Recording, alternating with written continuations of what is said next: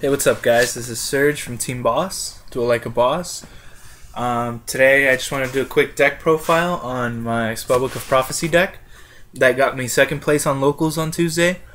Did really well. It was consistent, except for my Heretics matchup, which was the final, where I drew into a High Priestess and Chaos Sorcerer opening hand both times. I don't know how that happens, but it just happens.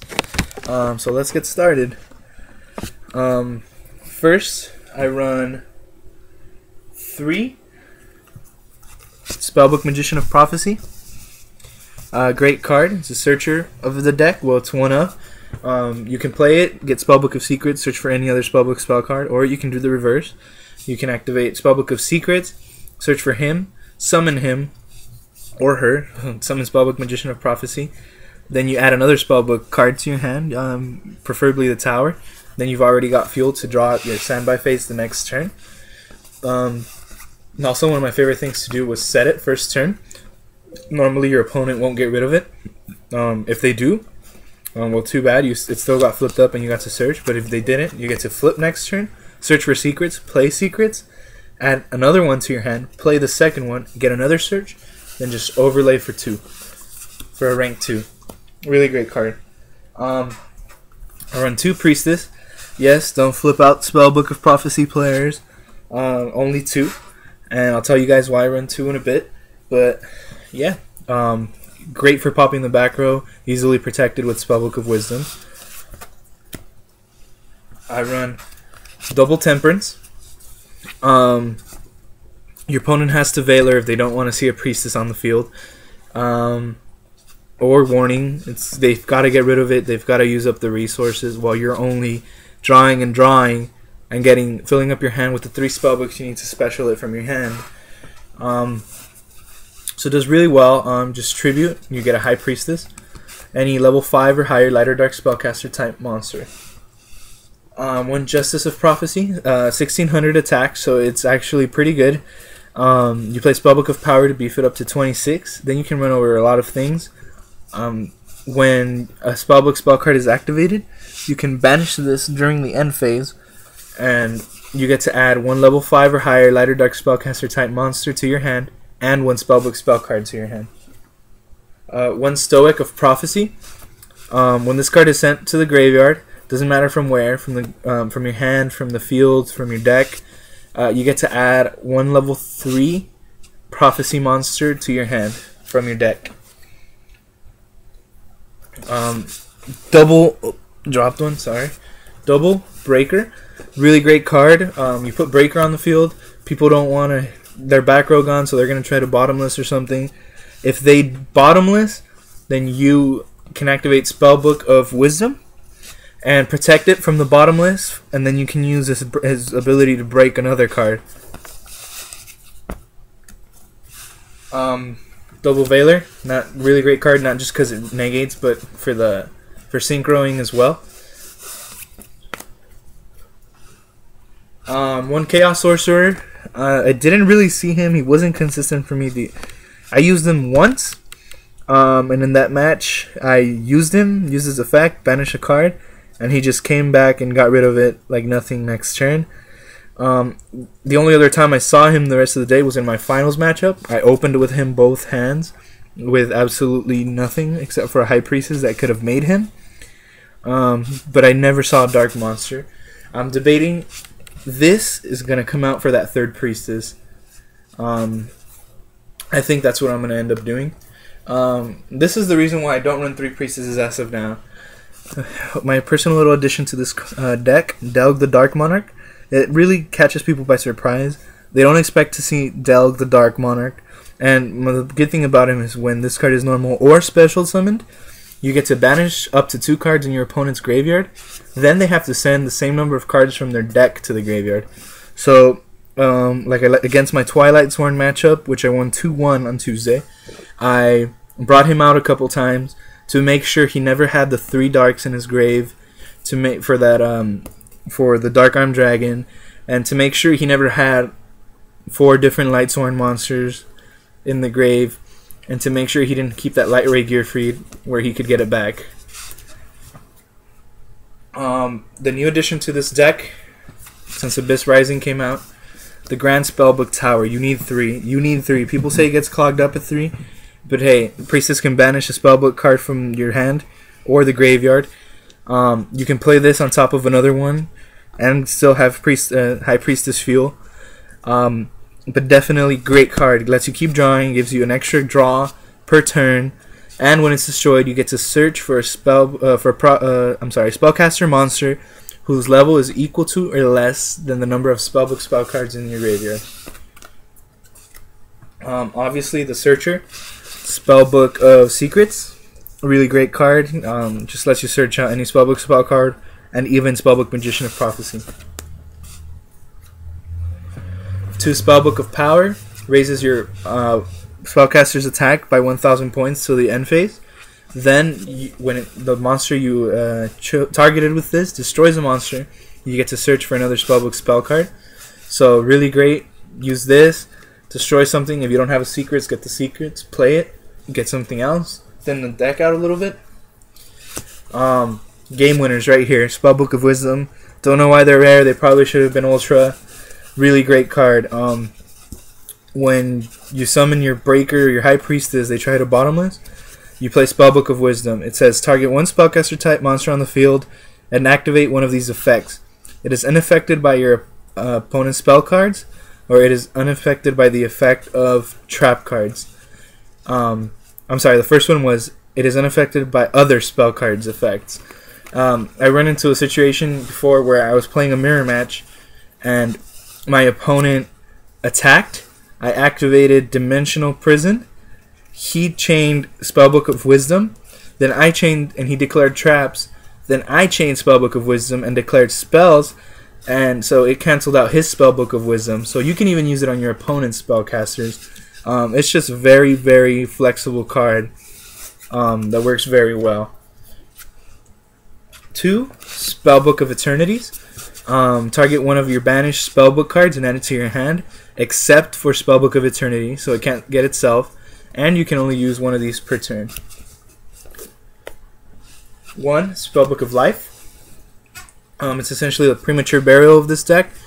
You activate it, banish a spellcaster, reveal a Spellbook spell card in your hand, then special summon a spellcaster in your graveyard. What's really great about this card is that it doesn't attach to the monster like premature burial does. When this gets MST'd, all you're doing is changing the level manipulation, and your monster gets to stay on the field.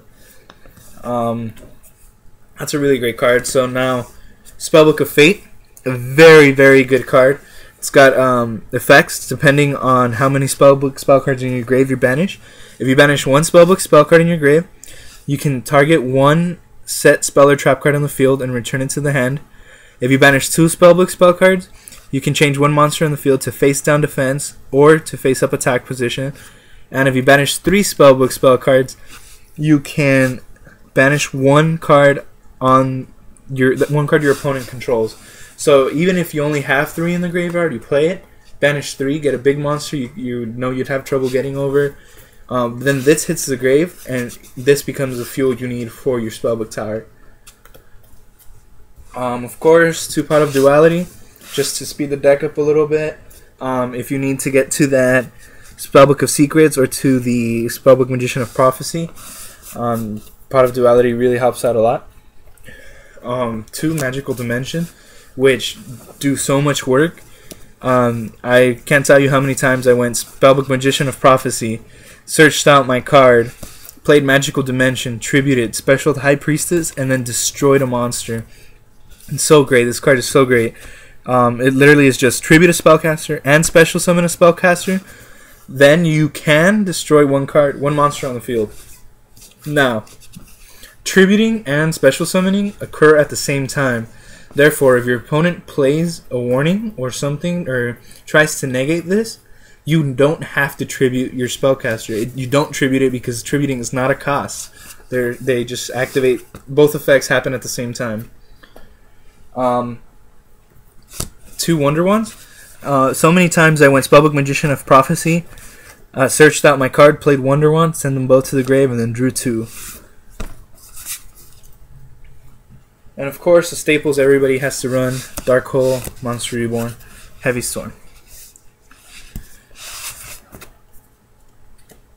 As for traps, very few traps. I only run 5. That's 2 bottomless trap holes, 2 compulse. Oh, compulse is such a good card in this format. Just send back the Zen mains, send back anything like that. Send back the Tiras. Oh, such a great card right now. And finally, 1 Call of the Haunted. I like it, but I think I'm gonna switch it out for another Spellbook of Life, just because this does get attached to the monster, and if they destroy this, your monster does get destroyed. And just because the other Spellbook of Life would just increase the spellbook count, give you a few more options. Now, as for my extra deck, didn't really use a lot, except for Shining Elf. He's the rank 2 I went into with the Magicians of Prophecy.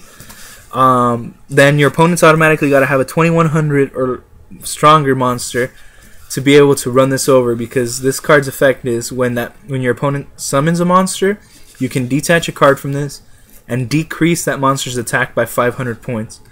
So it really does work. Your opponent has to waste resources to get rid of it if they want to get their full strength monsters. It just really worked out a lot. Other than that, I didn't go into anything else in my extra deck, but I mean, it's really good that you do have all this extra stuff there. And that is 1 Levier, 1 Zen Mains, 1 Utopia, 1 Gagaga Cowboy, 1 Maestro, the Symphony Djinn, 1 Papal Operative, 1 Photon Strike Bouncer, 1 number 11, Big Eye, 1 Hierophant of Prophecy, 1 Armory Arm, 1 Black Rose Dragon, 1 Stardust Dragon, 1 Scrap Dragon, and for those machines, 1 Chimera Tech. Now for my side deck, I just kind of threw the side deck together right before the tournament, but does really well. It did okay. I had the things I needed to side. I said played 2 Kaikos for a little bit extra of that grave control. Twilight Sworn didn't really play any traps. They didn't actually played no traps at all. So as soon as I put Kaiko on the field and juiced him up with Spellbook of Power to run things over, I was just banishing and controlling what he could have in his grave. 1 Book of Moon, just because Book of Moon is such a great card. I said, just for heroes, let's throw in a couple defusions. Just for Chain Burn and Final Countdown, let's throw in these 2 Royal Decrees. Just for Dark Worlds and Inzectors, things like that. Shadow Imprisoning Mirrors, 2 of them. Just for those decks like the rabbits or the wind-ups that run those little monsters that are really annoying. Chain Disappearance. I know Levier gets the rabbits back for them, but I mean by then you've got a Compulse or something ready for that Levier after you've hit the rabbits. Hit the tour guides, anything like that. 2D Prisons. And of course, 2 of my favorite cards since they first came out. Karma Cut. Really great cards. Karma Cut. You discard a card from your hand and banish a monster on the field. Then, if there's any more monsters with the same name in your opponent's graveyard, they also get banished. So this helped me out once against Chaos Dragons. You know, you get rid of the Light Pulsar on the field, and it banishes the rest in the grave. Or even just with Light Sworns, you know, get rid of another Lila. But it does a lot of work. Gets rid of the rats, anything like that. Anything that's already in the grave. Once you hit one of them on the field. And yeah, that's it, guys. Any suggestions, just let me know. I'm definitely open to suggestions. Just give me a shout out, write your comments. Yeah, guys, so this is Serg from Team Boss, Duel Like a Boss, and I'll see you guys later.